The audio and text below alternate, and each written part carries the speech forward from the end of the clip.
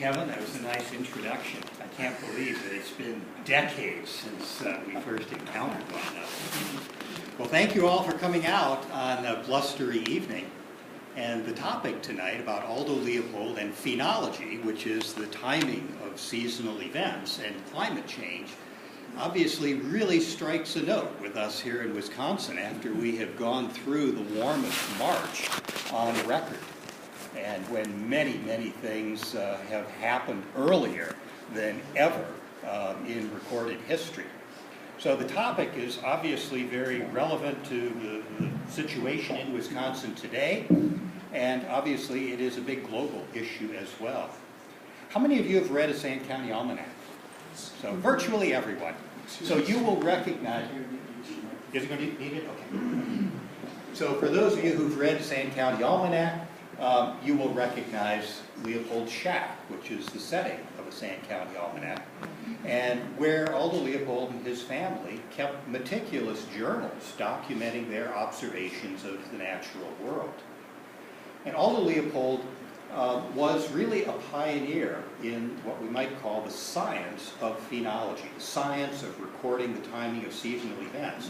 And in one of his important papers, the quote that I know those in the back will have a hard time seeing it, so I'll read it for you. But the quote is, "Keeping records enhances the pleasures of the search and the chance of finding order and meaning in these events."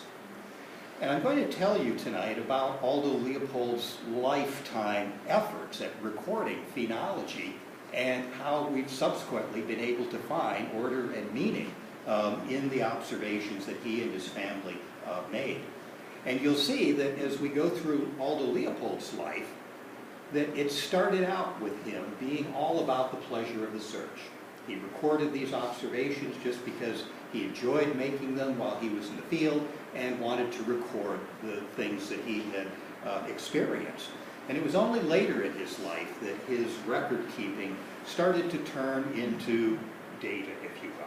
That he started to go back to those observations to try to find order and meaning and what it really meant in an ecological context. So, Leopold's shack, and I wanted to highlight something right here in the first slide that I'm going to return to later. And that's the lilac bush that Mrs. Leopold planted next to the shack to dress up what is otherwise a very, shall I say, rustic building. But she planted this lilac tree, and as you'll see later, the lilac tree actually plays a rather bittersweet note in Leopold's life. So, Aldo Leopold started recording his observations of the natural world when he was a very young man. He was influenced by his father, who was a great outdoorsman, and who instilled in his son a love of nature and the joy in going out in nature and making observations. His mother was more interested in the fact that she wanted her son to be not only well-read, but to be a good writer. And she insisted from a very early age, at the age of 8, that he begin keeping a daily journal. Something that was a lot more common in the 19th century than it is today. But when you go back and you look at Aldo Leopold's childhood journals, you realize these aren't the typical journals of a teenager. Instead, this is what they looked like. Here he is at age 12, and you'll see that his notes, his journals, is all about phenology. He's recording the birds and the plants that he's seen, and he's organizing his observations by date.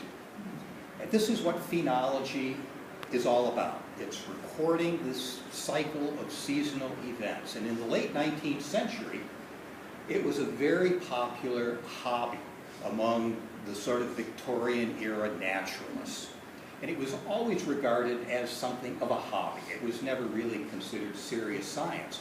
So it wasn't surprising that someone like Leopold, who was interested in the outdoors, might have picked up on this popular hobby and started keeping notes like this. Well, he keeps these notes throughout his life.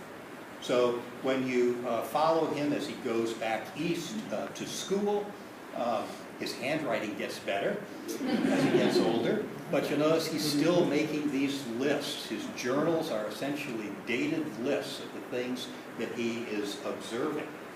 And it's while he's back east at school that we see the first transition in Leopold's journals. He's still recording phenology, still recording the timing of the events, but he's starting to do more than that. He's starting to interpret what he is seeing. And I've picked one particular extract from his journals, and you'll see now he's writing things out. He's telling a story. And the story that he's telling here is about an observation that he made of phoebes. And most of you will probably know that phoebes are one of our earliest arriving migrants, and they're insect-feeding birds, and the males that arrive particularly early often get caught in cold, inclement spring weather, and those early arriving males actually perish because they can't find any flying insects to eat. Well, Leopold makes the observations that these early arriving phoebes cluster around skunk cabbage. Skunk cabbage is a very early blooming plant, and as its name implies, it stinks. And not only does skunk cabbage smell, but they're one of the few plants that can produce heat. And Leopold makes the observation that during cold weather, flying insects cluster around skunk cabbage, attracted by the smell and the heat. And these early arriving phoebes will cluster around the skunk cabbage to find something to eat. A very important ecological observation, making this relationship between a bird and a plant sort of become alive.